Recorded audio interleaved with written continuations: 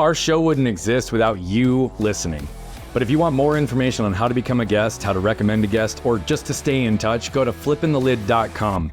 We'll see you there. What's going on, everybody? So we just recorded this intro a second ago. It was freestyled. It was real. It was raw. And literally 2 minutes into the recording, the camera said, nope, that wasn't it. So that wasn't supposed to be the intro. But you know what we do here by now. And today I've got a very, very good friend with me. He's become a brother, and he's someone that I respect from afar. You know, he's an individual that started with a simple investment in a microphone and has taken his traumas, his stories, his impact, and his lessons to another level to allow so many other people to grow right now, grow through his podcast, grow through his summits, grow through the way that they're running their retreats, their masterminds, and their communities. But what's been really phenomenal is to see this individual do the work, become a better version of himself. And in the time that I've now known him, he's become a father and a husband and really integrated his life in such a beautiful way. So I can't wait to jump into his story. And Justin, I am so excited to have you here today, brother. Yeah, Brian, thank you so much, man. I'm excited to have this conversation with you. And I said earlier when we first recorded, and I'll say it again, but you know, I've been excited about this interview for quite some time because I know how real and raw you get. And how deep we're going to get. And I love the conversations we get to have as friends. And I'm looking forward to, you know, sharing this with your audience and making an impact where we can. Yeah, well, I had started to ask you the only other question that I ask every single guest on the last recording. And I think you got 3 words in when I said, stop talking, Justin, because everything stopped recording. And I was like, I don't want to lose this. So I'm going to now say it again. Bro, who are you in your words? Yeah, dude, that's a great question. And you know, it just recently changed in my opinion, but I am now a husband. And I am a bonus dad of 2 children who are 12 and 10.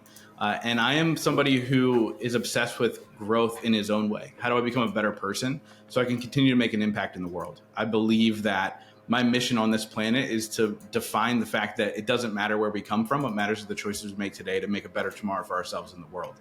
So that's who I am. You know, you just said grow in my way. What does that actually mean to you? I think for so long I chased the idea of what society said I should be. And in the end of the day... And should's a shame-based word. We know that. Oh, yeah. And they, you know, society says, especially as a man, go get the money, go get the car, go get the house, go get the girl. And then finally you have permission to go be happy. In the end of the day, when I was chasing that, it broke me. I mean, it broke me as an individual. It made me realize that that's not my purpose in this world. And so I started to define what it means for me to grow. And so for me, it's about being a more empathetic, more giving, more caring person than I was the day before, because I wasn't always that person.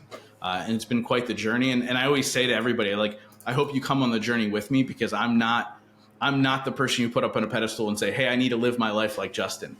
But I hope that I can inspire people to be a little bit better. Yeah, that's something you and I identified with really early when we first started talking too, is that we are very aware of the number of people that are out there talking and how few actually have something to say, right? And you just hit on a really, really important topic that I struggle with, right? And I say I struggle with it only because I need to consistently challenge myself to be congruent and in alignment around it, because I am not a believer in the sage on the stage.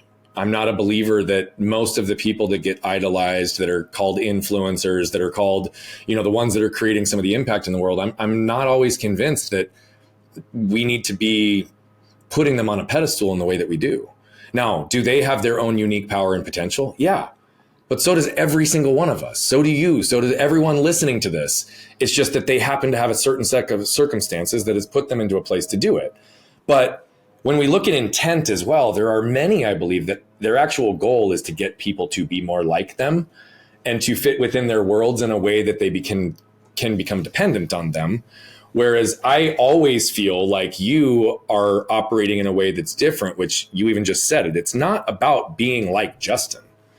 How you said it was hopefully just desire to be a little bit better. But for you, what I know definitively is that means you want them to be better in who they are on their path, not to follow yours. And so I think that's a really powerful distinction. How early in your process of impacting other people did you become aware of that distinction and create intentionality in separating from the masses? Yeah, it was probably roughly like 2 years so I've been podcasting for 7 years. So it was probably about 2 years into the podcasting journey where I realized that I was still following templates, still chasing the things that other people said I should be chasing, like I mentioned before. And so it was about 2 years in, I finally had an aha moment, and it actually came when somebody asked me, what's the common thread between every single person you interview? And I had to pause and think, like, what is the common thread? And I realized I asked the same question, a couple of the same questions to everybody, but there's one that's a two-part question, and it is, what's your definition of success? And the second part is, what are 3 things you do to ensure that success for yourself? And I realized that the 3 things they did every single day were to serve themselves in some way, shape, or form. Whether it was working out, meditating, praying, spending time with their family, it was something to fill their own cup. And I realized what I was doing, I was pouring from an empty cup constantly, trying to get people to go, wow, Justin's really great. And when I flipped the script on that, I started to go, well, what serves me? The impact started to grow. My friendships and my relationships grew exponentially. My income grew. But it was the realization that you have to take care of yourself first instead of trying to be someone else, trying to constantly serve someone else. Because if you're empty, you can't do anything. And everybody can see through that. Like, you might not see it as you're doing it, but people can see through that when you do it. And so it was that point when somebody said, what's the common thread? That it made me look back at my life and realize I didn't have a common thread. I wasn't doing anything to serve myself. And that shifted my entire perspective about my life. And that's when I stopped chasing and started doing for myself. I really appreciate that. I mean, you really tapped into the collective wisdom of a variety of, subject matter experts, thought leaders, impact makers, because, anybody who's watching this on video can see the number of people that have recognizable faces that are on that wall right behind you. Right. And for you to be able to extract the collective wisdom from them and be able to reflect and apply it to yourself, that's a gift. We all have that ability. You've also referenced how you became someone through all of this intention, but that it's not who you used to be. Take us back to who you used to be. What did Justin Schenck look like then? And how would you have answered the who are you question in that phase of your life? Oh man, I was lost. I was completely lost. And it's interesting. Like, growing up, my mom battled opioids for 20 years. And 6 months before I launched the show, she lost that battle. And I had a great reflection once I finally went through my healing process, which took some time. I had 2 realizations. The first one was, my mom didn't die because she was an addict. She died because she didn't love herself. And the second part was, I didn't love myself either. And so I was a person trying to be somebody I wasn't, trying to look like I was great, trying to look like I was on a pedestal. But deep down inside, I was broken. I was hurting people I loved. I was lost. And I certainly did not love myself. And so I can sit here today and say I truly love myself. And I approach all relationships with a great intention of giving and caring and how can I support. And before it was, how can I get something from this? Because I was just so broken and lost. And so self-love, I feel, I just posted something about this on social media the other day, but self-love, I feel, is the healer of the world. I think that if everybody can figure out how to love themselves, we would have no war, we would have no addiction, we would have no suicide. And you think about all these damaging things. Yeah. And the reason I can say that with confidence is because it saved me. When I started to figure out self-love was when everything happened positively in my life. That's not to say bad things don't happen still, because they do. I just react to them differently now. So who I was before was a broken man who was hurting and in turn hurt other people. It's that silly quote of like, hurt people, hurt people. I did that. And so it was certainly not a healthy way to live. And I learned a lot and I hurt a lot, and I was able to heal slowly through that process. And I mean, it took some time for sure, but I can confidently say now that I love myself. I really, really believe in what you just said around love and self-love in particular. That's one thing that Ashley and I have focused on quite a bit with our kids is we know we're going to screw them up in some way that we can't consciously see or understand today. And we're trying to do the best we can to not to, but we always said that if we were able to raise our kids with the ability for them to know that they will always be loved unconditionally by us at a minimum, that they can love themselves deeply by knowing who they are, then they'd be able to effectively advocate for themselves. And I genuinely believe that if someone can love themselves and advocate for themselves, then they have the ability to love others and advocate for others, which is what allows that to spread, because we need to create those safe, protected spaces for people to be seen and understood and connected at the deepest levels so that, right, they can exist in that way. And love, I believe, is one of those really powerful emotions that can override so many others, but it's hard and fleeting for some people to get there. What was the process of learning to love yourself like for you? How long did it take? And what were the biggest hurdles for you in being able to connect those dots? Super powerful question that I've never asked before, which is why I knew I'd love this conversation. I think for me, it was first defining why, or figuring out why I didn't love myself. Like, what is it? What are the things that I'm telling myself, and why am I telling myself those things? And I think that's the hardest part, that deep reflection of like, what's really going on? Is it past traumas? Is it negative self-talk? Is it, societal issues? Whatever the case may be, I had to really figure that out. And so what I realized at the time were a lot of my issues were being reflected in my relationships, like my love relationships, my partnerships. And so I had this realization of like, I thought what I was doing was chasing outside love, right? So I was like, I need to fix this because I need somebody to love me. I didn't realize I was the person that needed to love me. And so I hired a relationship coach, and I started to go to see a therapist and started to really break down like what's going on. Like, why am I bringing this baggage or this negative thing into these relationships?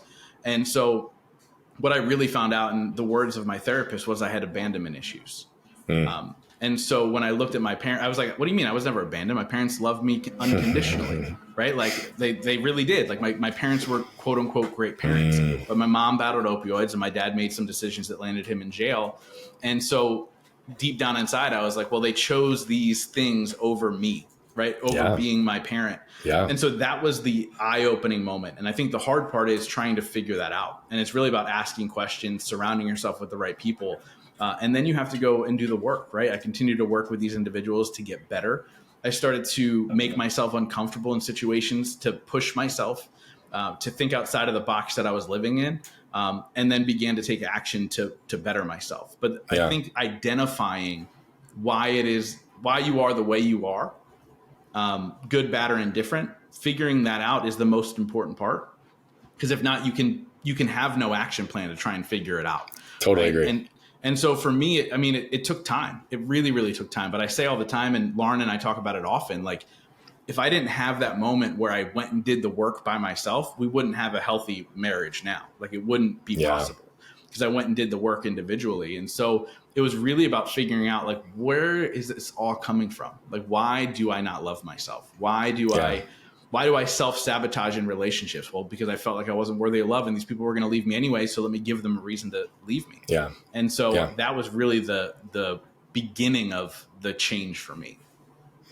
Yeah, I think that's extremely powerful. I really appreciate the level at which you described that. I think one of the areas that can be slippery and scary for many is the why is important, but I separate it language-wise slightly different. I say until you find the source of these emotional triggers and patterns, like you won't be able to escape it. And the only reason I shift it from that versus the word why, just so you know, by the way, and it's not criticism on what you said, it's just I want clarity for everybody because I know your intent as well. Mm-hmm. Why in many cases just leads people down a path of becoming more aware of all the ways they should be judging themselves versus knowing what to do about it. Now, that's not what you did about it. You actually were able to very clearly get to a place, have openness and acceptance with an outside guide that was a therapist that pointed you towards, the quote unquote abandonment issues, right? Now, we can sit here and say that somebody operates with shame. We can sit here and say somebody operates or has had abandonment issues in their life, but that presents differently for everybody. But there are still some common elements to the human experience that we relate to. So if I were to ask you to describe what you were feeling in your body in those moments of trigger where you felt abandonment, what did that look like for you? And how did you start to identify the patterns so that you could escape those moments? It came through as anger and self-sabotage, right? So like if I felt that I was going to be abandoned, or I felt like I wasn't enough, which is another good way to say it. Like I wasn't enough for somebody's love, or I wasn't enough for success or whatever. It would come through as anger, and I would quickly respond in anger and lash out and say things I didn't mean, to not only the person that we're discussing, but also to myself. Right. And really, really tear myself apart. And there was actually a moment in my life with my relationship coach, who was also down the spiritual realm. And I started to go down that path as well. But she said to me, she's like, well, how do you feel right now? Like, what are you feeling? I was like, well, I'm angry. And her response was, you can be angry. You just can't be an asshole. And that was the first time in my life that somebody gave me permission to be something other than happy. Yeah. And so what I learned from that was it's okay to feel these feelings. Holy shit, that was a profound statement, though. The first time in your life that someone gave you permission to feel something other than being happy. Yeah. God, doesn't that describe the expectation the world puts on all of us, doesn't it? 100%. And I was 32 years old the first time somebody gave me that permission. I was a little bit younger than that, maybe 31. But if you think about that, I went through 31 years of my life feeling like I shouldn't be anything except for this idea of happiness and joy, and I'm fine and everything's fine. And so it gave me permission to start feeling my feelings without feeling shame. And that was just such an eye-opening moment for me when she said that to me. And she's still a dear friend of mine, and I get to thank her all the time for saying that to me, because it changed my life, because I didn't have to react all the time anymore. Yeah. Well, and I mean, even just that simple thing, it's interesting. I say that there's 4 areas that we suffer, right? It's the things that are left unsaid, the things we lack permission to feel or say, the things we lack the words to articulate or understand about our own situations, or the things that are left undone. That mere fact of her giving you the permission in that moment that your feelings are valid, that they're real, that they're okay, but that you also can't just bury others in that shit, right? Like the anger and processing it and experiencing it is a natural part of the human experience, but anger is also armor. Anger is a secondary emotion designed to protect. Anger pushes everything away from us. And as you know, I unpacked anger deeply in my household because I almost lost everything I cared about because of it, because I didn't even see it, didn't know it was there, didn't know it was showing up. So I really appreciate how quickly and clearly you're able to connect the dots on this. I want to take you back a little bit further because you referenced your mom was an opioid addict for 20 years of your life, right? So I don't remember the exact timeline from 7 years ago. How old were you either when you became aware that she was using or that she actually started using and it just happened to coincide? Yeah, so I was 12. And the reason I remember my age is because it's the same year my parents split up. And they were married for 20 years. And so when I was 12 years old, what happened was my mom was working in a pharmacy. And as she was hating herself, well, what are we going to do? We're going to numb the pain. And so my mom found opioids. This was literally around the time. So when I was 12, it was 1996. This was the boom of opioids. This is what people were doing. And so I remember one day I came home from school and my dad was there and my dad's sister was there and my grandmother. And we're like, what's going on? And mom wasn't there. What's going on? And they had to explain to me that my mom was arrested for stealing opioids from the pharmacy. And that was like the beginning of our realization, although we don't know how long it was happening before that. So that's fair. That's totally fair. I can accept that.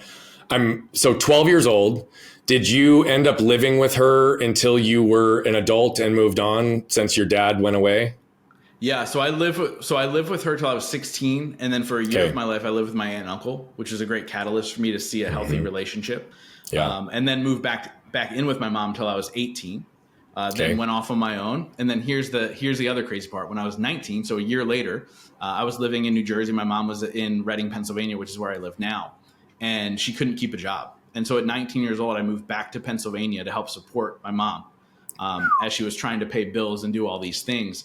And so I saw addiction, everything from her being fine to me walking into the living room and she was petting a cat that actually wasn't there. We have never owned a cat. And I was like, what are you doing? And she's like, oh, you just scared the cat away. So you see like this crazy realm of like, oh, here's my mom. She's finally back. And then now here she is battling with opioids again. And she's here in her physical self, but nothing else. Nothing else. And so towards the end of her life, the last couple of years of her life, she actually lived with my sister, again, not being able to hold a job. And, you saw the decline. And what I always like to say was my mom got clean for the last 3 months of her life. And I've never shared this before. My mom got clean for the last 3 months of her life. And I finally had my mom back for the first time in I can't tell you how long. And we were able to have deep conversations and she was able to give me advice and she was able to help me navigate some things that I was going through at the time. And then what we ended up finding out was right before she died, the doctor wrote a prescription for 90 opioid pills. And what we found was half the bottle was gone in 24 hours. And so it was a roller coaster ride of emotions, because to this day, I can still tell you my mom is my favorite person to ever live, even though she had her addiction. And so it was really, really hard to watch. And there was a lot of emotions tied to the whole entire thing. And man, it was really quite the journey that when I look back now, there's a sense of gratitude because, you know, we live in the world that we live in and we are the men that we are. Like, there's a sense of gratitude because I learned so much self-awareness from such a young age, which allows me to navigate life now as a man. And, you know, but at the same time, you know, I would trade all that I'm doing now to have her back just for a day, because she was such an incredible person. Dude, I still have chills on the back of my neck from you even saying that you had your mom back for those last 3 months. I mean, first and foremost, though it was a roller coaster, what a gift, right? To be able to have a window of time to reconnect in a meaningful way where she got to see who you are in that current period and vice versa. What a gift that was given to both of you towards that period of time. Obviously, I just, every time I hear you tell your story, it breaks my heart because, you know, I know how important she is to you still and how much of your heart she takes up still and how much you honor her in so many ways, despite so many areas that she did create damage. You know, I'm curious because with addiction often comes a lot of codependency and a lot of codependent patterns. And those are areas that manifest and create deep levels of shame. They can reinforce the abandonment issues. I don't want to ask a yes or no question around did that exist for you, because I assume it did in some form or fashion, but rather I'd like to understand, how did codependency in that relationship show up for you? And what was the ripple effect of that on future relationships outside of abandonment type issues?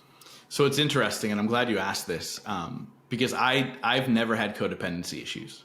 Cool. My mom did. And so it existed in the dynamic. That's what I was curious about. Okay. Yeah, okay. Go ahead. Good distinction though. Yeah. Yeah. Because, you know, my mom couldn't exist alone.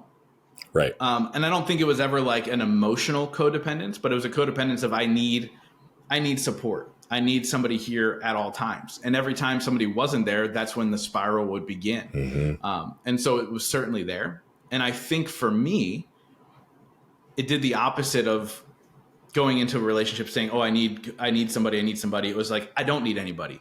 I got this. Yeah. I don't need help. Yeah. I've done it all on my own. I don't need your help. I don't need any of these things. And so I think like the catalyst of me getting a therapist and hiring a coach and doing these things, like it was me finally going, I do need help. I do need help through all this stuff. And like to kind of tell you like the connection with me in therapy from a young age, when I was super young, I went to Alateen, which is therapy in a sense. Okay. And then I remember when I was 16, my family made me go to a therapist because of everything was going on in my life. And I convinced the therapist after 3 sessions that I didn't need her. Of course you did. Because you were a master at navigating situations and redirecting the attention from you while making everybody believe you're okay so that you weren't a part of the focus, attention, and backlash of whatever was going to come out. Like exactly. It was also a byproduct of your conditioning, which is really interesting. They send you to get help to unpattern this and you're like, fuck that. I don't want to be here. Goodbye. Yeah. And of course you did that, Justin. At 16 years old, right? And so, you know, it was a big step for me to finally go, I do need help. You know, it's not this whole, like I used to hear people's stories and this was a big shift for me too. I used to hear people's stories and go, you have no idea. How are you complaining about that? They'd completely minimize. Like, what are you talking about? And now I realize the power in everybody's story and their own journey and the understanding that no matter what you went through, we understand the trauma that it imposed even on your brain from a scientific level. Like it's serious, right? And your story is important. But that was me becoming an inquisitive person and becoming really interested in who people are and why they are. And that opened my eyes to the idea that like everybody's been through shit that we have no understanding of. That's the truth. And you know, that is the reality, is that there are too many people who hear a trauma like mine or a trauma like yours and immediately minimize. And I'm really happy that you brought attention to the concept of even understanding the impact of trauma in a situation, because trauma could be your parent not taking you somewhere that you believed you were going to go and they instead took your sibling. Like it could be the way they looked at you when you loaded the dishwasher incorrectly when you were 6. It could be, I mean, anything can be actually associated with a trauma response if it conditions the fight or flight, if it taps your nervous system, if it makes you feel less than safe or protected, right? We immediately have our armor start to go up, and it's that armor that really reinforces the cellular memory of the trauma as well, because it gets trapped inside and we don't process. So I'm really happy you brought attention to that. And just for the sake of the listeners, I really wanted to segment and take that trauma piece a little further, because it's really important that everyone understands that everyone has had trauma in their life. It just might not look the same, and it might not fit the traditional definition of what we associate with trauma. But if you have a cellular response to anything that happened in your past, there is a trauma response that exists within you. And that's 100%. Really, really beautiful to hear you be able to break that down and be able to step into that self-awareness. I got to tell you, man, I still struggle to ask for help. I intentionally flexed the muscle. I just had a call, or multiple people. I reached out to 8 people last week to ask for a very specific ask. And part of it was less because I needed the help as much as I might have in other periods, as it was about conditioning that muscle. So you leaned in and you started to ask for help, but you did it through a paid exchange of expertise and guide in the very beginning, right? Mm-hmm. How did asking for help start to permeate into other areas of your life? And when did you start opening yourself beyond the trading of wisdom, knowledge, and guidance for monetary exchange to hire someone's wisdom versus being able to tap into relationships for help broadly?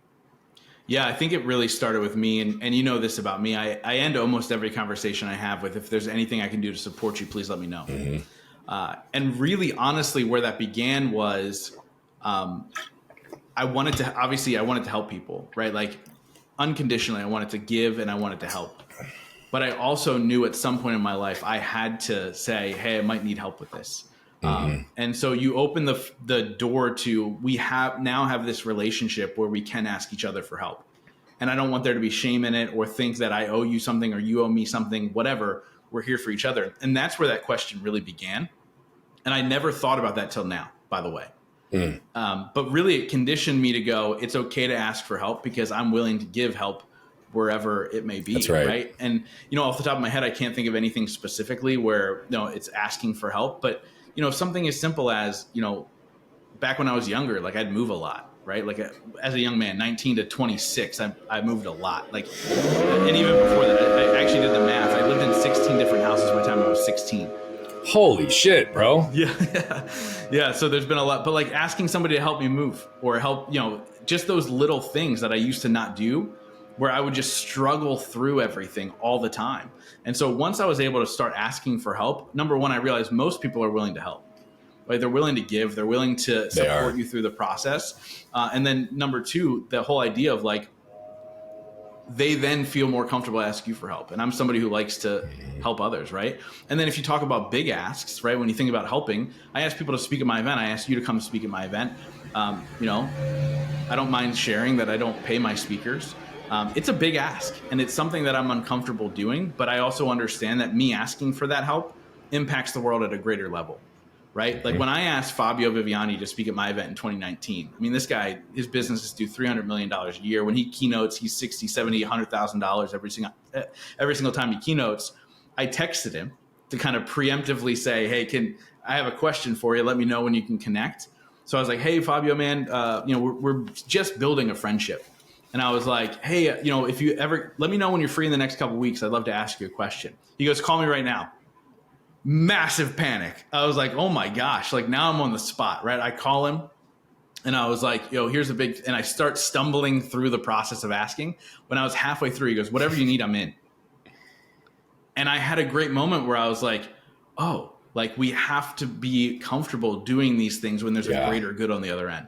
It wasn't a self-serving question. It was about the people in the audience. It was about the people that were showing up for the event. And that was great for me. And I think one thing I've realized through life is like everything is a muscle that we have to keep working, right? Like even that I'm not enough thought still comes into my head from time to time.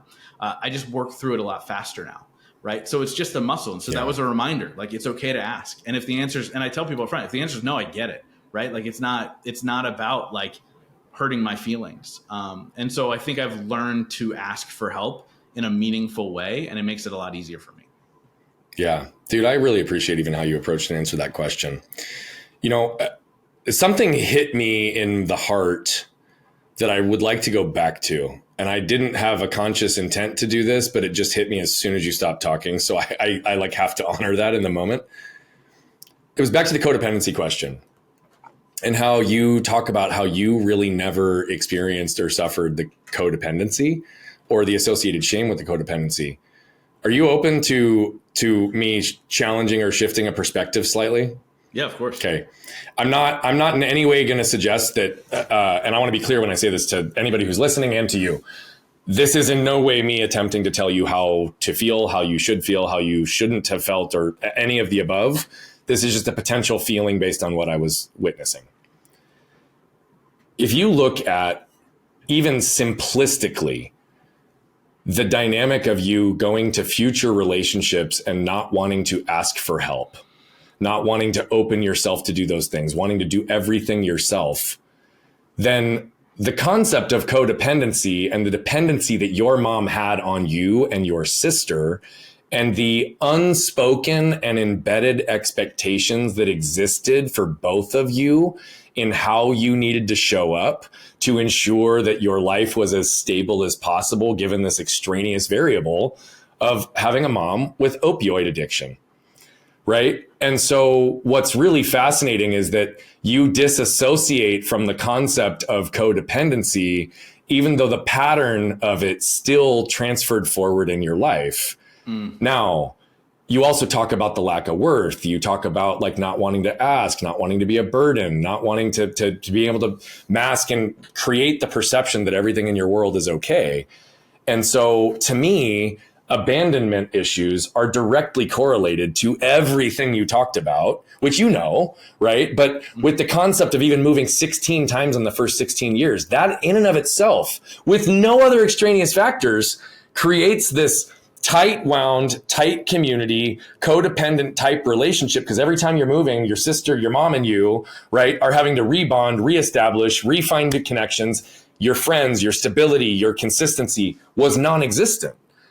And so if it's not identified as codependency and it doesn't all fit under the bucket necessarily of abandonment issues, how would you describe the overall impact of the relationship that you had with your mom on who you were at the time, as well as who you've become now?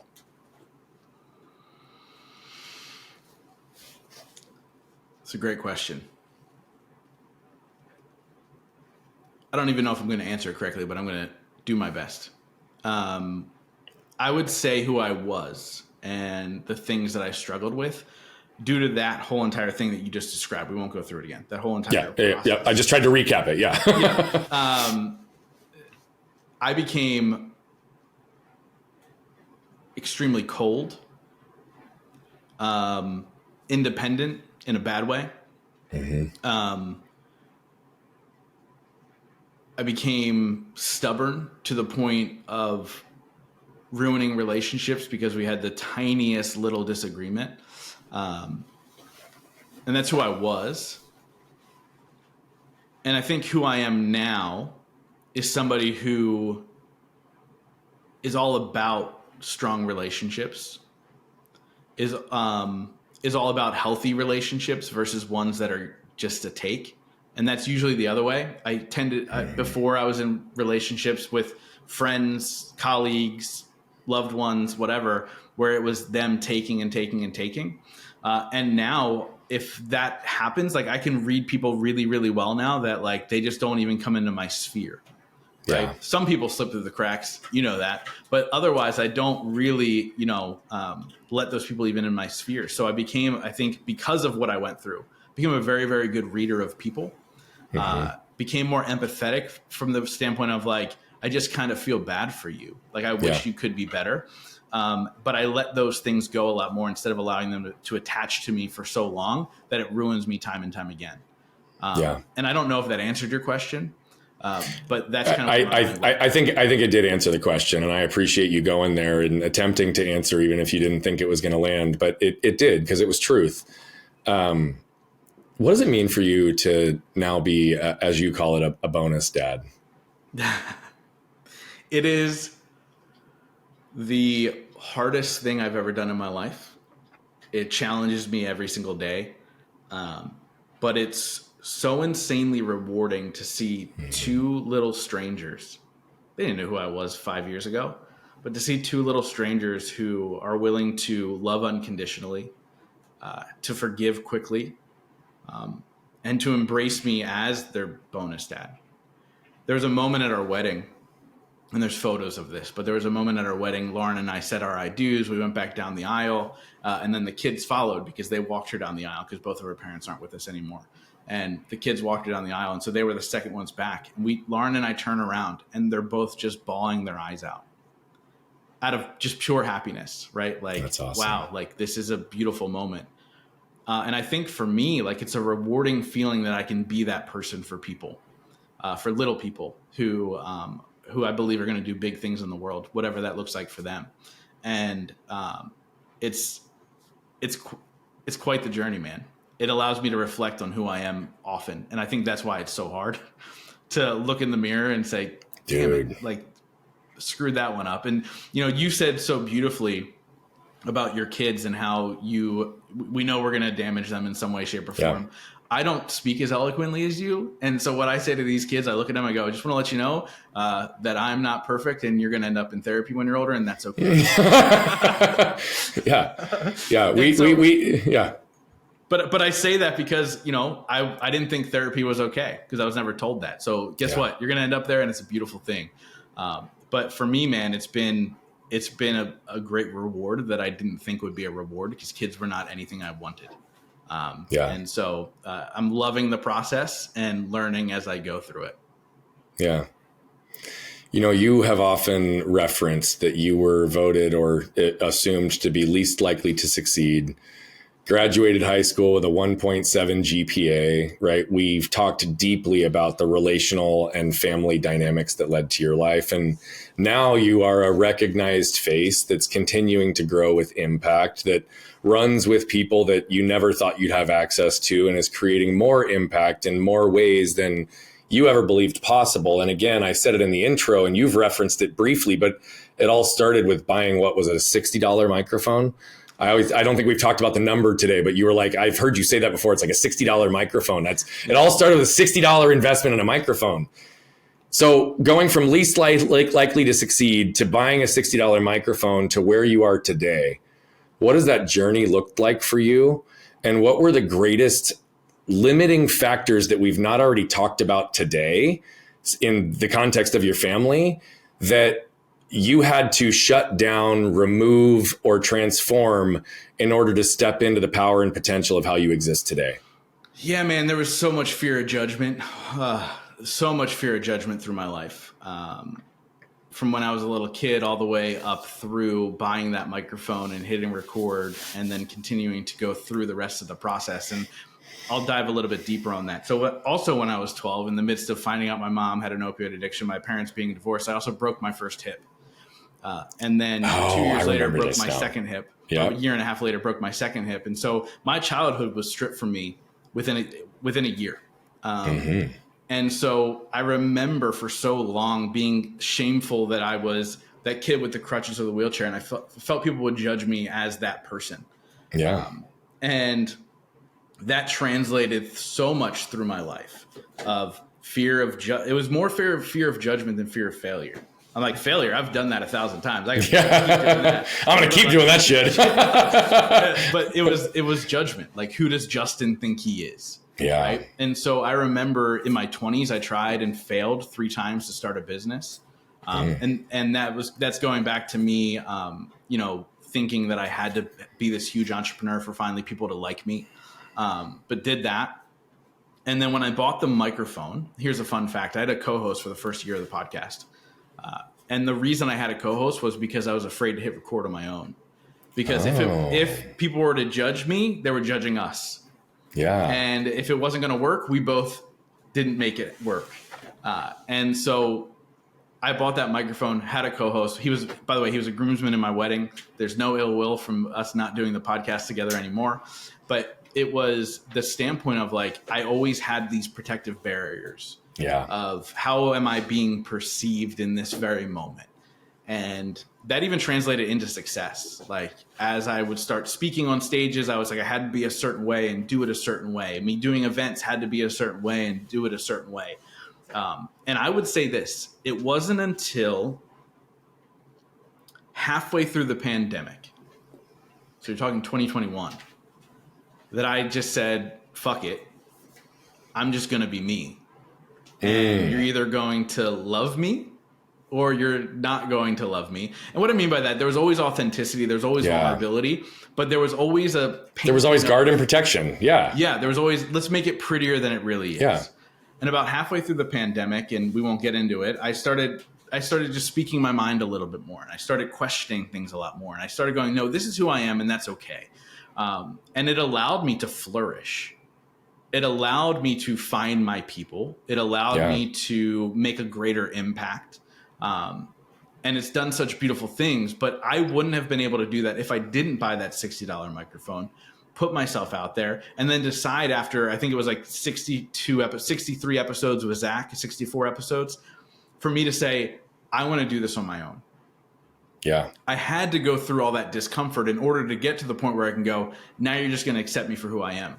And a mutual friend of both you and I, Liz Wilcox, spoke at my event down in She's Florida. awesome. And she has attended, has been a paid attendee at my retreats. She has been on my stages. She has done all these things. And I brought her down to this event that I did this last February. And she sent me an email afterwards. And she goes, I just want to let you know that I've been to like 6 of your events and they were all really, really good. But this was the best one because you were you 100%. Give us more. Oh, I love that. I love that. And like I read the email and I got chills and my eyes watered up because it was really just about letting go of the expectations fully of just going, look, this might be ugly. This might be ugly as we do it, but in that ugly, there's always going to be beautiful. And so that was really the trajectory from 12-year-old broken hip Justin to 37-year-old. I'm ready to embrace fully who I am from all angles. And all I've seen since then is just massive success, massive love, and a really freeing experience in everything that I do and every action that I take. I love that. Liz, I'll just comment on her for a second. I told her, I think one of the first times I talked to her one-on-one, I was like, Liz, like you have got to be one of the most unique individuals I've ever met. And you have to be one of the most convicted and authentic people I've ever met. She has like no regard for judgment in so many ways, like no time, no energy, no patience. It's almost like it doesn't even factor. It's the way she shows up in the world, like her 90s pop, all of what she does, all of how she pops in the world. Like she's a really, really cool person. And by the way, I'm really grateful on behalf of what she said to you, that was her experience and that she reflected that back to you, because you are the gift, my friend. It's your presence that makes all the impact. And the more protected, guarded, and removed you are, the less you actually can impact people. And so, dude, leaning all the way in, I'm grateful that you got there. Truly, it's amazing. Your mom, you said your mom passed not long after you started the podcast, or right before it. I forgot the timeline. 6 months before, yeah. 6 months before the podcast. And so, you start your podcast, you start growing, you do it with a partner, you're starting to work through these things, you hire a therapist, you hire a relationship coach.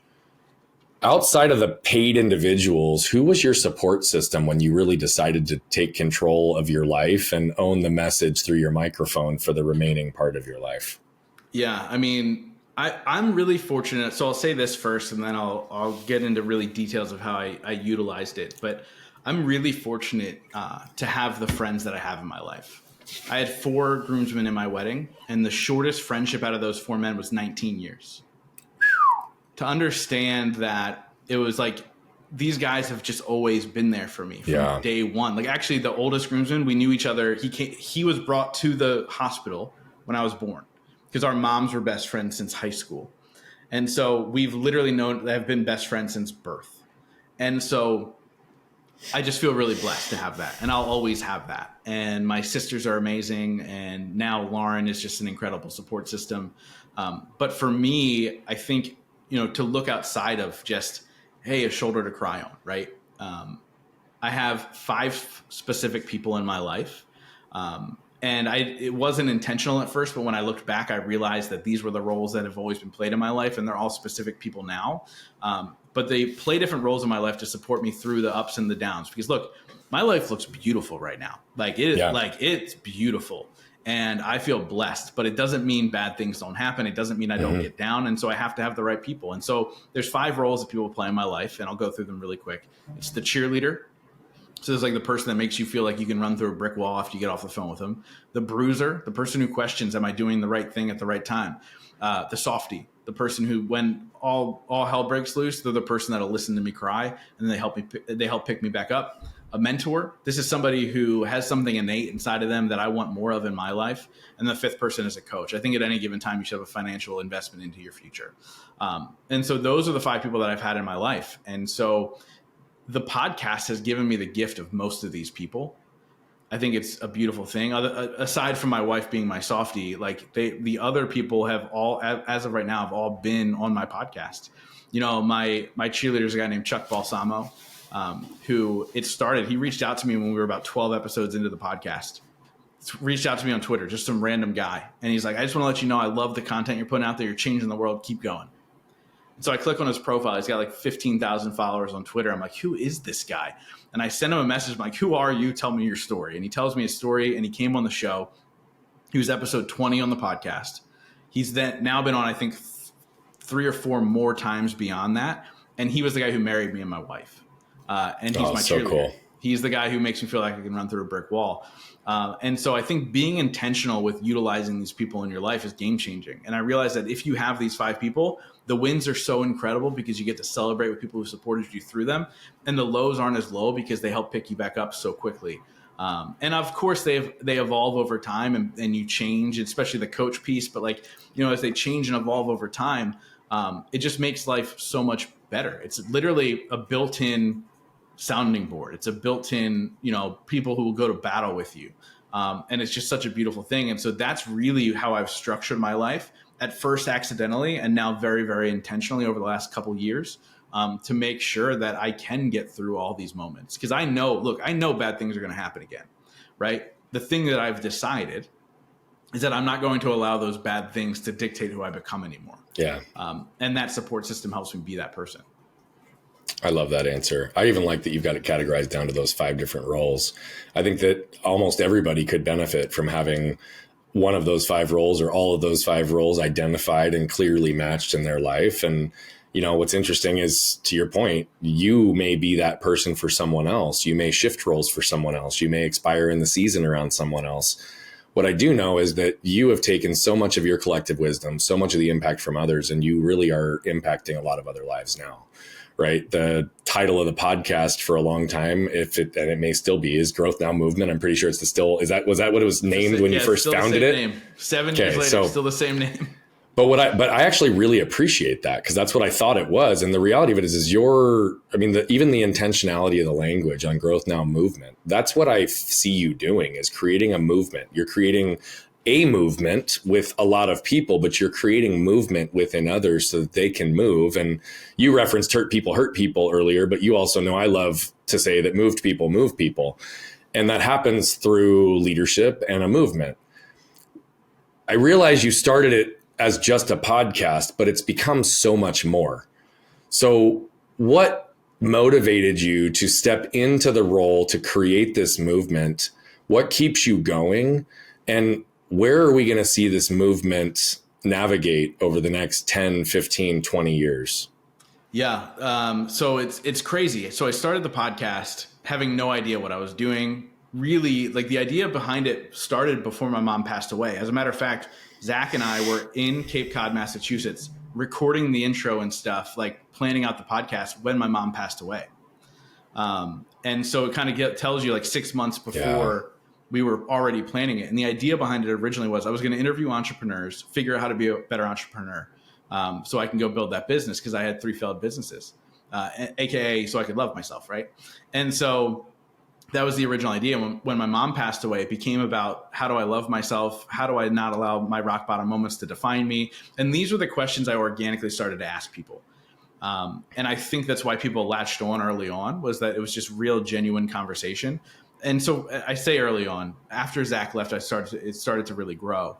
Not saying anything bad about Zach in that moment, but that's just what happened. And so what kept me going when things weren't easy as I was building the podcast and 60 people were listening, 100 people were listening, 40 people were listening, I got somebody that reached out to me. We were in the 40th episode, like in the 40 area. I don't remember exactly. And he reached out to me. Somebody messaged me on Facebook as I was thinking, like, what am I doing? Like, why am I doing this podcast? Like, whatever. Somebody reached out to me from Japan and said, because of your podcast, I decided not to take my life. Man. And I decided in that moment that even if one person was listening, I'll show up. I love you, bro. I'll show up. And so I did. And I have now done it for, almost 500 episodes. And it's really funny. At first it was like, okay, cool. Well, there's a movement here. I can change some lives. And then as it started to grow, more opportunity showed itself. And I'm very much like, yes, I have visions and goals, but I also, when opportunity arises, I say, does this make sense or does this not make sense? And so people started to say, hey, will you speak on my stage? And I said, yeah, sure. And I realized the impact there. And then businesses started to form from it within podcasting and all these other things, and opportunities arose. But for me, it's really about how do I make a larger impact? And that doesn't necessarily mean more people in the audience. That means going deeper with the people that need it. And so I always pay attention to how do I do that more, right? And that's where the events came from. How do I gather these people in this movement to come together, and learn? And then as I started doing retreats and realizing that's a real impact, diving deep for 3-4 days with people in a house and getting to know them even more. And so I always question, does this further my impact? Does this further the message that to people of it doesn't matter where you come from, what matters is you can create a better day, et cetera, right? What I said earlier. Mm-hmm. And so that's the question I always ask myself. And so it's really a constant evolution of saying the right yeses and trying new things and continuously staying true to the fact that I want to help people become who they're supposed to be. Right. And so to see where this goes in 5, 10, 15 years, I'm currently writing a book. And I really believe this book that I'm writing is going to be the catalyst for something really, really earth-shatteringly different for people. The book's about the 5 people and how to utilize them and how you can be these people for other people. And I really think that it could change the world in a positive way, to understand that we're all here to support each other. So that's next. And honestly, like if I were to say like, what's a big dream? Like I want to speak on the biggest stages in front of the largest crowds. And I say that only from the standpoint of, I want people to see that you don't have to be a perfect picture of what a person should be in order to change a life, in order to, shift the world. Because at the end of the day, most people don't step into who they're supposed to be because they feel shame in who they are. And if we can just feel pride in who we are, other people see that and they're going to come along the journey with you. And so I would say in the next 5 to 10 years, I think the book's going to make a large impact. And then we'll see where that takes me to some of the biggest stages and continue to build this platform in order to change the world.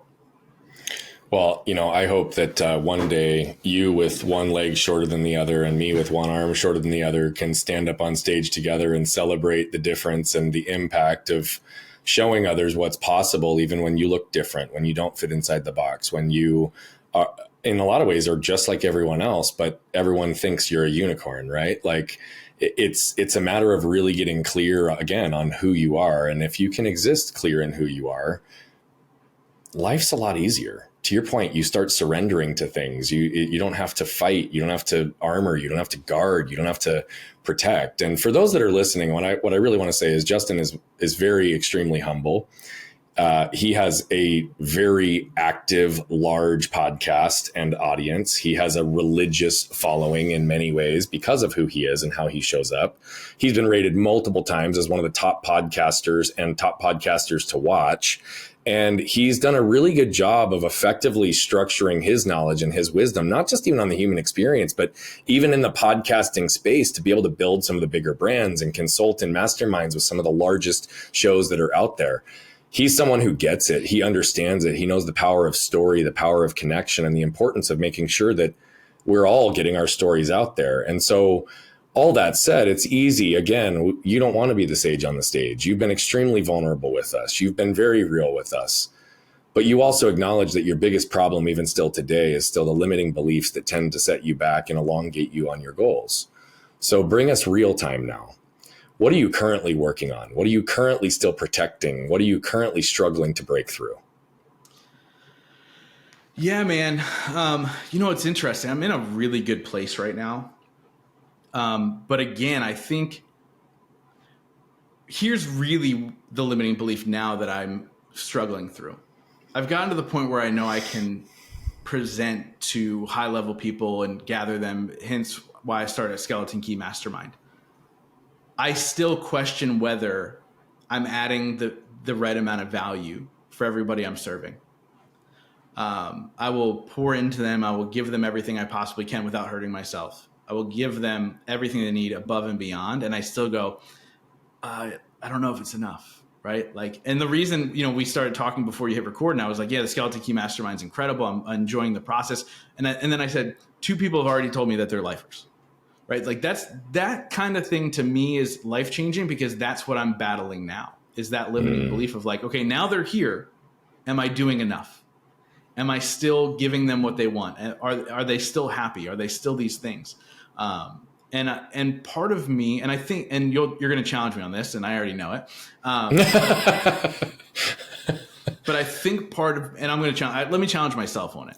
I believe I'm still holding on to that thread because it ensures that I do serve at a deeper level.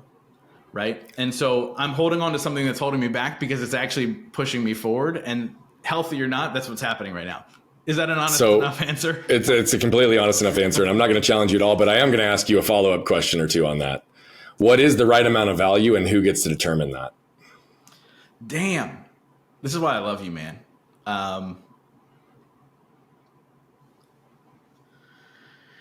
Well, they have to, I don't even know how to answer that question.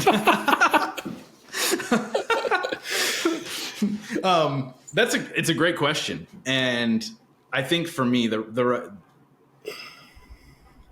have to determine the value that. By the way, I think it's completely okay if you can't answer that question right now. I don't think I asked the question more for contemplation purposes for all of us, because here's the reality. I still suffer from the same thing. That's still one of the threads that I hold back. I always want to make sure that I'm over delivering and adding more value. And I can consistently get feedback, like all of the guests at our last retreat that said at the end of the first night, where we hadn't even done anything yet, we just kicked it off as an icebreaker, said that they got all the value, it would have paid for itself if all they were there was for that one night. And yet I still have that belief system that I want to over deliver, over pour. And frankly, I'm trying to answer the right question as well. What I genuinely believe, and I'll attempt to answer it for myself, even though I'd never thought about that question until I asked it to you, right? What is the right amount of value? I don't think there is a perfect answer for that, because I think it's different for every single person, and value is going to be measured and evaluated differently from each person. I think for me, what I'm recognizing is the right amount of value is me showing up in a way that's in alignment with what I know I'm capable of in terms of impacting people, and that I don't hold back in the moments that I maybe would have in the past that could be even protectionary in some cases, but create further separation for that individual, right? And who's to determine the value? Well, not me. Right. And that's the funny part, is I know my value. So if I know my value and I can show up and deliver consistently in alignment with who I am, then the perceived value and who gets to determine it is also going to self-select the people that are going to resonate and go deeper with us and those that aren't. And so I don't know so much, my friend, that it's a question of the right amount of value as are you delivering value to attract the right people that you want to work with? I love that. Such a great way to look at it. And it's so true.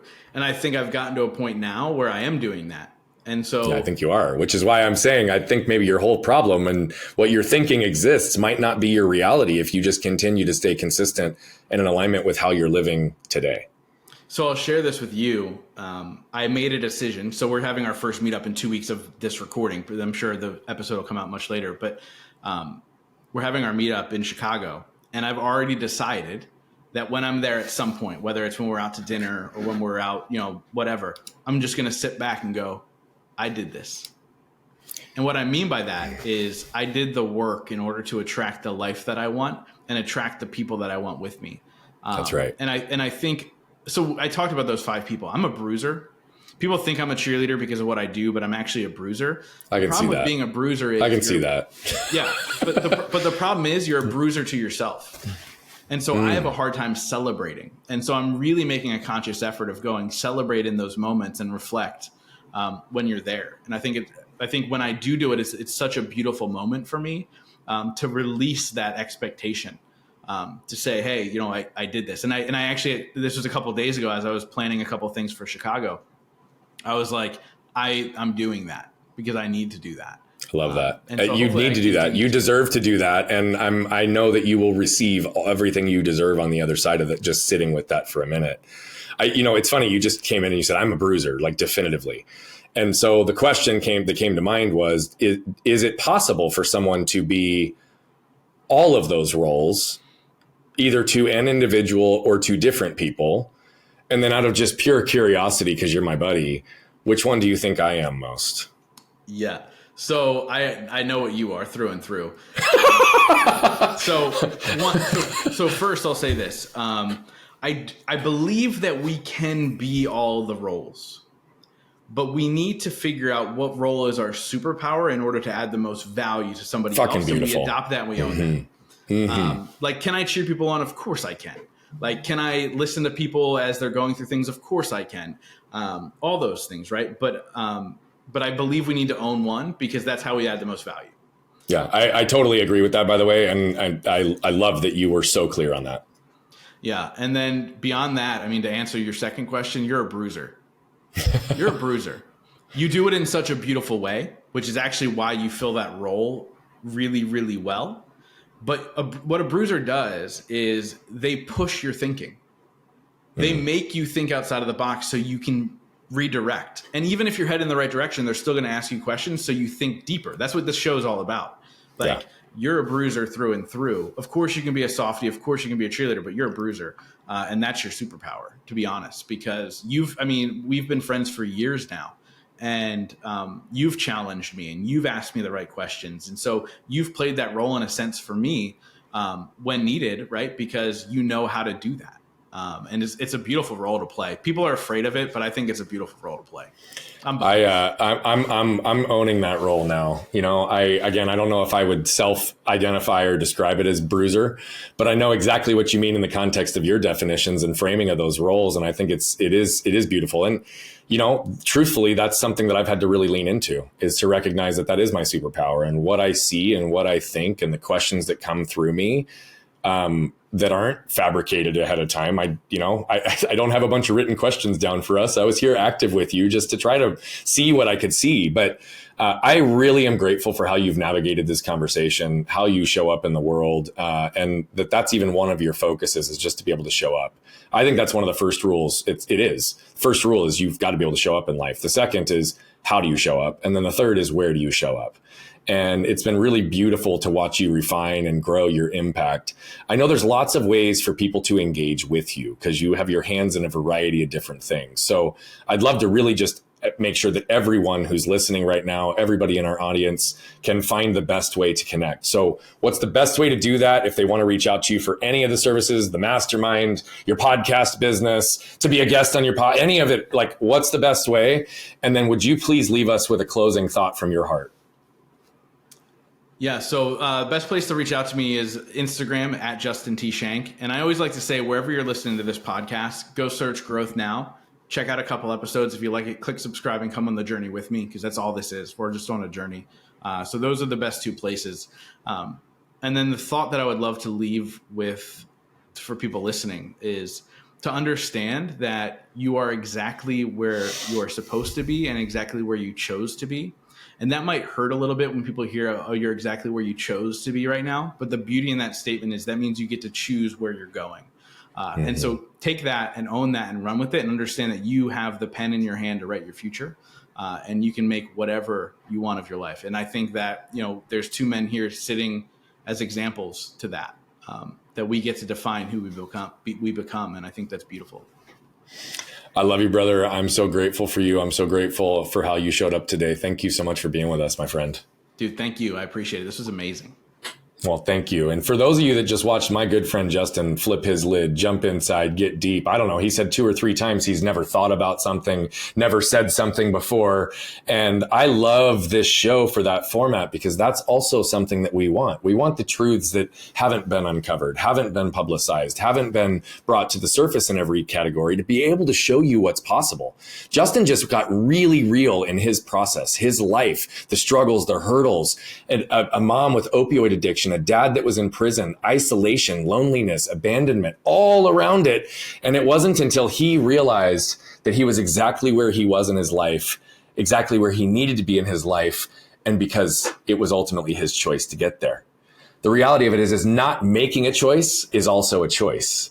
And so you have the power to choose, because the greatest lesson I learned from my dad is that at a minimum, no questions asked, always guaranteed, you always have a minimum of 2 choices in life, even if they're both shitty.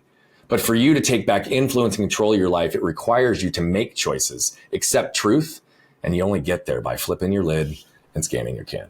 What you can probably tell by now is that I love telling these stories, but what I love even more is the impact that's coming from them. You see, we're on a mission to impact over 1 billion lives as quickly as possible, but to do that, we need you. See, we believe that moved people move people. And so all I'm asking is if you've resonated, connected with any of the messaging, please consider commenting, sharing, leave a rating and review. Thank you so much for tuning into Flipping the Lid. And if you want more information on the show, how to become a guest, how to recommend a guest, or any of the other details, head over to flippingthelid.com. We'll see you there.